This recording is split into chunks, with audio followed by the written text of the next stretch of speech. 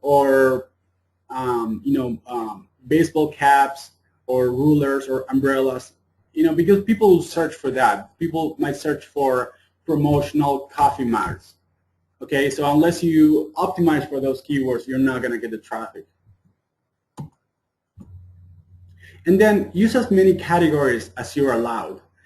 It's a very common mistake to go there and just use one category. And for example, in this case, could be real estate agency. Well, I mean, Google, for example, they allow you to do up to 5 categories. So use all 5 and put your different variations of your keywords here. And add photos and videos. This is really important, and for 2 reasons. First, Google will see that your profile is more media rich, and they'll help you with your ranking. And at the same time, it's also a better experience for the user, because when they visit your page, they can see a photo of your products, of what your office looks like, of maybe you and your employees all together. They can have an idea of what kind of people they're going to be dealing with. So it's also really much better experience for your users. Let's talk a little bit about how you can optimize your site. So far we've been talking about optimizing your listings, but your listings will be linking to your site. So let's talk about how you can optimize that page that you're submitting to all these different local services. First tip, create one page per location. So if you have 5 different stores, you'll need to have 5 different pages. Okay, don't create 5 listings and send everybody to your home page. Create 5 pages, one for each location. So for example, if you're a janitor in Seattle, and you have actually 5 different locations, you could say, you could have 5 links on your contact us page. One would be janitor in Seattle, another one would be janitor in Bellevue, janitor in Kent. Okay, so this is really important that you create one page for each location you have. A lot of the old school SEO tips also apply to local SEO. So, and this could get a little advanced. So if you're not, if you don't know HTML, maybe you'll get a little lost here. Just ask your designer or your web developer to do this for you. But basically you want to have your keyword in your page title, your meta description, your H1 tag, and in the inbound links, in the anchor text of your inbound links to that page. So for example, if you're linking to your janitor in Bellevue, Washington page, don't say, hey, for my services, click here, and make the click here the link of the text. Make sure that the link of the text has a keyword in it, that it says janitor in Bellevue, Washington. And that's actually the link that goes to your Bellevue page for that location. Okay, so again, I mean, if you're not very technical, this probably will sound a little bit out of your comfort zone, but I can guarantee that if you send this to your designers or your developers, they'll know what I'm talking about. And for the address, I mean, you have to put the address on every page. So if you have 5 locations on each page, you want to have the address for that location. And the best way to have the address is on the page is to use micro formats. And I included a link in the presentation that you can check out, or again, you can forward to your designers and make sure they use this kind of formatting to put the address on your different pages. Another tip for your success in local SEO is to take advantage of coupons. And this is really easy. So by default, you'll be seeing the dashboard right here. But when you click on offers, you can actually add a lot of offers. It could be like 10% off, or 2 topping pizza for $10, free delivery. And this is absolutely free. Okay, and Google loves showing exclusive offers to their users.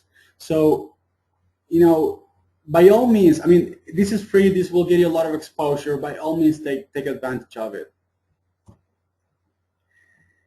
And now let's talk about what really tips the balance at the end of the day. And I'm talking about the reviews, okay? Because I'm pretty sure that pretty much, everybody in your market already optimized their listings. They're close to downtown.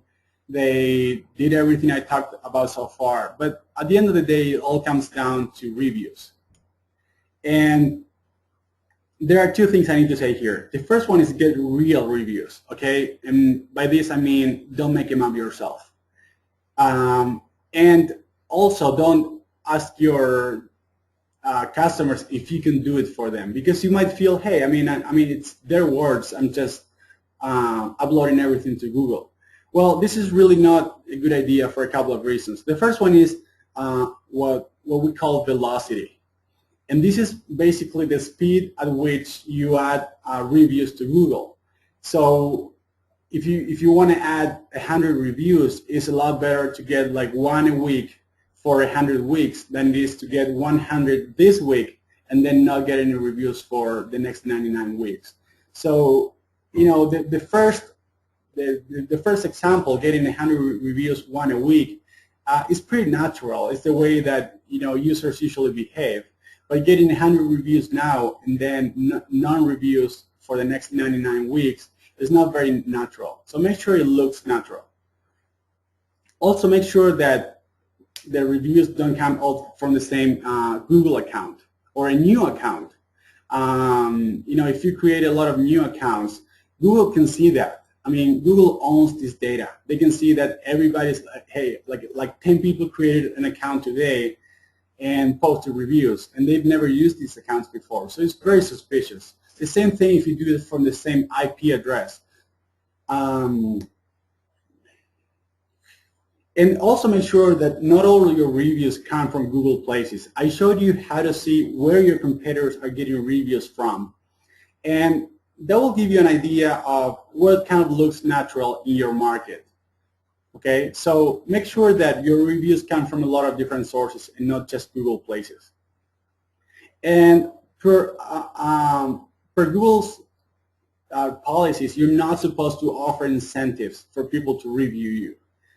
And this is kind of a gray area. I mean, I would never offer cash to anybody. I would never give them anything in return for reviewing my business. But I would have no problem asking people to review my business if I don't give anything in exchange.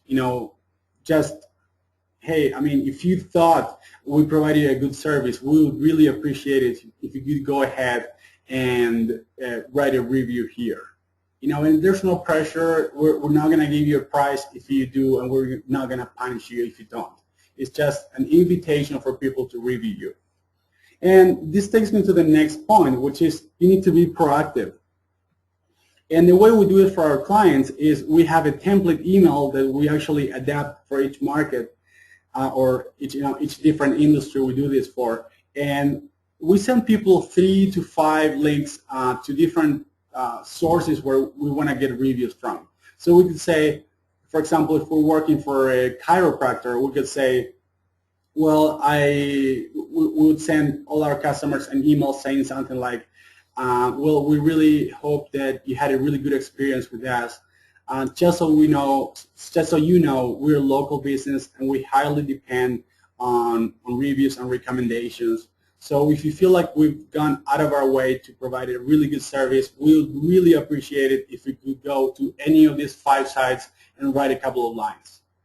Okay, and there you can include links to maybe Google Places, Yahoo, and maybe a couple of review sites for that specific industry. In this case, it would be healthcare. We saw before that we had TripAdvisor and Zagat for the restaurant industry, but for chiropractors, actually, we're going to get other sites where Google is pulling reviews from. So I would have maybe 2 or 3 of the big ones like Yelp, Google, and Bing, and then maybe one or two of the industry-specific ones. And people can then choose to review whatever they want. But yeah, just make sure you don't sound really pushy and that you explain to people why you're asking for the reviews. And the other trick I find really amazing is to allow people to review you on the spot. And I've seen this in a couple of businesses around town. I live in Portland, Oregon, and I've seen this done very